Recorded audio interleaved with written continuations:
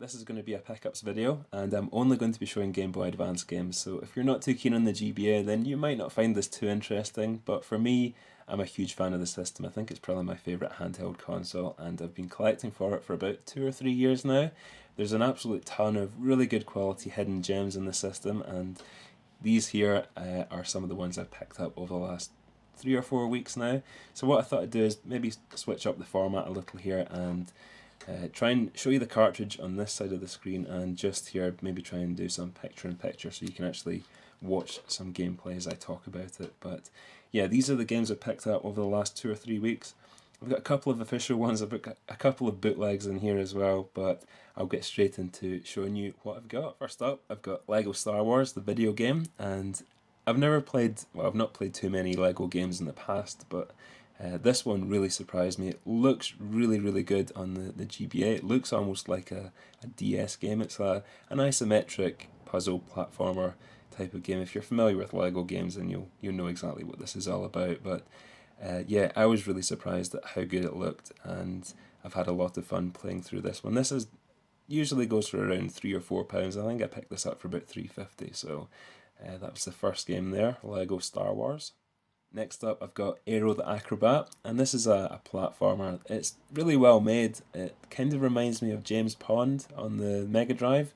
Um, I didn't really enjoy this one too much. I found it a little boring. It suffered from the same sort of problem that James Pond did, where the levels seem to be kind of really empty and spread out. It's well made, it looks great and everything, but yeah, I didn't really get on too well with this one. Typically, this one sells for around £5 to £10. It seems to be quite desirable. I managed to get this in a bundle for £1, so I can't really complain too much, but that was Ariel the Acrobat. The next game I've got here is a bit of a strange one. It's Jurassic Park 3 Park Builder, and this is sort of like a Sim City or a theme park game where you have to build your theme park and organise it and run it and what have you, except it's Jurassic Park theme, so you've got dinosaur enclosures and all that sort of thing. But it seems alright. The Game Boy Advance isn't really the best platform to be playing these type of games on, but this one seems to work okay. This is another game that seems to fetch quite a high price usually. I see people trying to sell it for like a buy it now at £12 or what have you, but this went for an auction. I think it ended at like 99 pence or something like that. So yeah, I got quite a good deal on this. That's Jurassic Park Builder. The next game I've got here is one of the bootleg cartridges that I bought, and it's Big Mother Truckers. Didn't actually mean to bid on this one. It was a 99 pence start, but the seller had like a postage cost of 1.99, so I ended up paying about £3 for this, which I think was over the odds considering it's a pirate cartridge. But yeah, the game itself is pretty terrible. To be honest, the GBA just isn't powerful enough to run a game like this, and I don't think it's been ported that well either. So I think in reality you're getting about, I don't know, 3 or 4 frames per second, so it runs really slowly. There's a huge input lag as well when you're trying to move your truck about, and yeah, overall, not a very good game. I wouldn't recommend this one. So the next game I've got here is CT Special Forces Back to Hell, and this is the sequel to the first game in the series. It's not too common, and again, it seems to demand quite a high price on eBay now and then, but it's mostly buy it nows.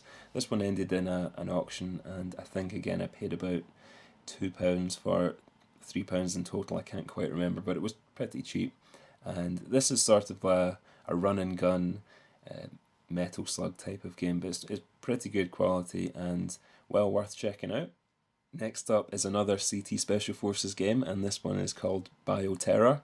This is the final game in the series. There was 3 altogether, and again, this is quite a difficult game to find. It's not too common.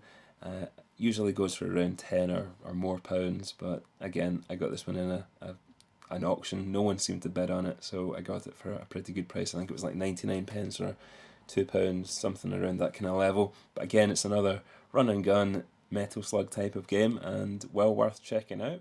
So next up, I've got another bootleg. This is Metroid Zero Mission, and I got this as one of 2 games from the same seller. This only cost me £2.50, so I don't mind buying a bootleg at that price. And I actually already own a copy of this. I own the real official version, and I also own another copy of this bootleg. So I might trade this one on. I'm not too sure yet.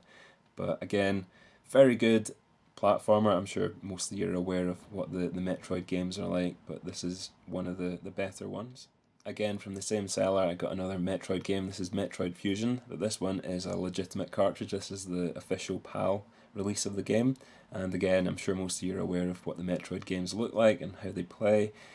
Very good quality.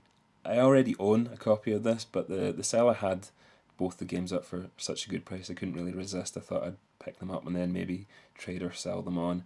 But yeah, this is Metroid Fusion. Next is a bit of a strange one. It's Disney's Lilo and Stitch, and this is not what you'd probably expect it to be. It's actually a run and gun shooter, kind of like Metal Slug again, and it's really well made. It's a lot of fun, and yeah, I definitely recommend checking this one out. So that was Lilo and Stitch. To complete the set, I got the sequel. I got Lilo and Stitch 2. This is actually a North American release of the game, and it's just basically more of the same run and gun shooting Metal Slug type of gameplay. Tons of fun and very well made. These games don't seem to be too popular or desirable. No one seems to know what they are, so you can typically pick these up pretty cheap. I think I paid about £2 or £3, or about £2 in total for each of the Lilo and Stitch games, but again, recommend checking this one out. And the final game I've got here is Micro Machines. This is probably my favourite out of the whole lot. It's kind of like a remake of the original Mega Drive title. It's got your classic top-down 2D sort of look to it, and the gameplay is exactly how I remember. Tons and tons of fun, really addictive and really well made. So I highly recommend picking this one up if you've got a GBA and you remember playing the original game on the Mega Drive or Genesis. This one tends to, again, command quite a high price. It's not too common. You typically see people sell it for around £10 as I buy it now. You can maybe pick it up for about £5 on a good day. This one I managed to snag in a bundle deal, so it cost me £1.